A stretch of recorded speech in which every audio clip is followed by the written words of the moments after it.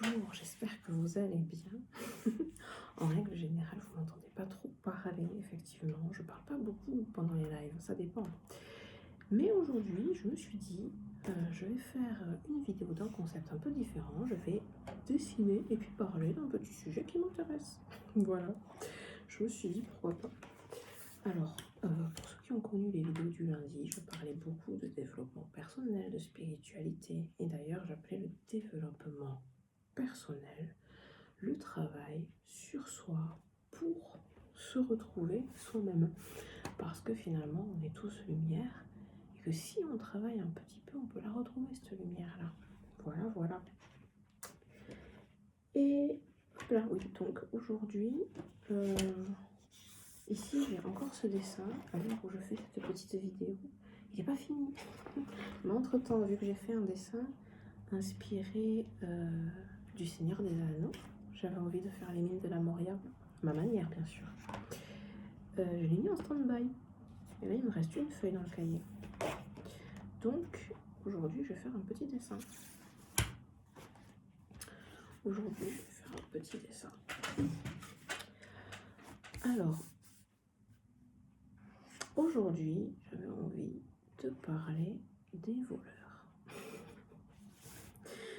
Est-ce que ça va être une façon symbolique d'en parler ou pas? J'ai envie de dire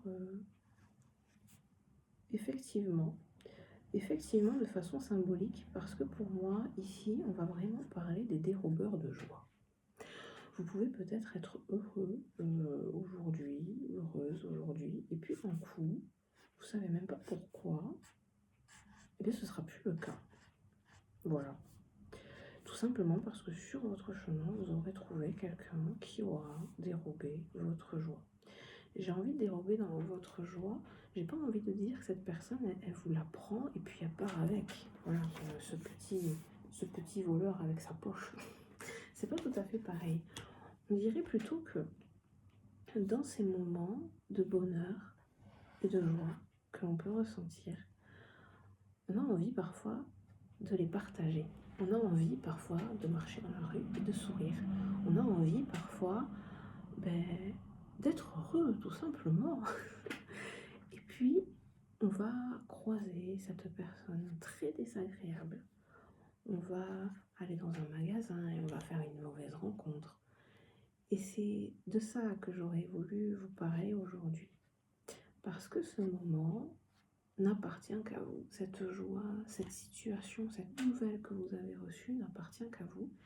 Et c'est à vous de décider avec qui vous allez partager cette information, avec qui vous allez partager cette énergie. Et effectivement, partir à la confrontation en vous disant « je peux partager cette joie, cette bonne nouvelle avec n'importe qui », eh bien, c'est parfois se voiler la face. Parce qu'effectivement, peut-être que vous pouvez la partager avec votre entourage parce que vous êtes entouré de personnes merveilleuses. Mais parfois, ce n'est pas le cas.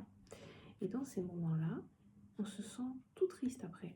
On a l'impression qu'on a fait quelque chose de mal, que finalement, ce qui nous est arrivé, on ne le méritait pas.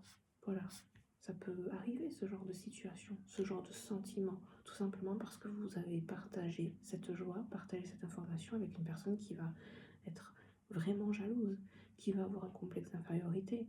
Et donc du coup, chacune de vos bonnes nouvelles est vécue par elle comme un échec, alors que finalement, quel rapport d'apport à cet événement dans votre vie, avec la vie qu'elle est en train de créer pour elle? Rien. Et c'était ça que je voulais vous dire aujourd'hui, c'est veillez à... Prenez soin de vous en fait, et veillez à ce que vous faites, veillez aux personnes, veillez à ce que vous faites dans le sens, essayez de prendre conscience des personnes avec qui vous parlez au quotidien. Essayez de prendre conscience de l'effet qu'ont ces personnes sur vous au quotidien. Est-ce que vous êtes plus fatigué? Est-ce que vous avez mal à la tête? Est-ce que vous êtes énervé une fois que vous avez parlé avec cette personne? Vous voyez ce que je veux dire? C'est toutes ces choses, toutes ces informations que vous ressentez sont importantes. Toutes ces émotions qui vous traversent sont importantes parce que ça vous donne finalement des informations sur ce que vous souhaitez et ce que vous ne souhaitez pas dans votre vie. Donc essayez d'avoir une vision claire de ça pour finalement vous entourer des plus belles personnes autour de vous et vaquer à vos plus belles occupations et pouvoir finalement parler de toutes ces bonnes choses qui vous arrivent à l'ensemble de vos relations. Voilà, je voulais raconter un petit peu cette histoire aujourd'hui, cette anecdote. Et puis je vous souhaite une magnifique journée.